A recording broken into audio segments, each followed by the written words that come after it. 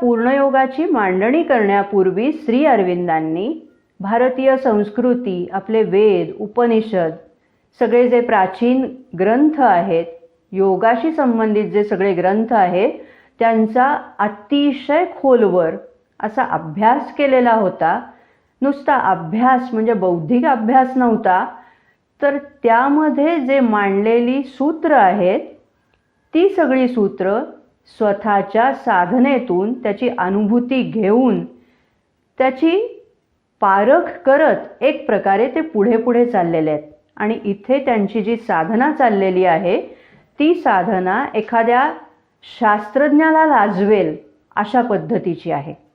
अध्यात्मशास्त्र ह्या दृष्टीने त्यांनी त्याचा सगळा अभ्यास केलेला आहे. स्वतःच्या अनुभवातनं काही गोष्टी सिद्ध केलेल्या आहेत.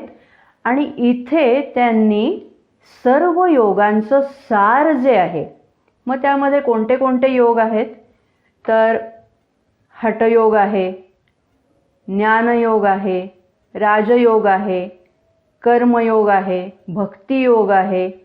या सर्व योगांमधलं सारसूत्र काय आहे ते स्वीकारलेलं आहे आणि त्याचा आपल्या योगामध्ये समन्वय केलेला आहे. म्हणूनच या योगाला जसं पूर्णयोग म्हटलं जातं, तसंच त्याला समन्वय योग असं सुद्धा म्हटलं जातं.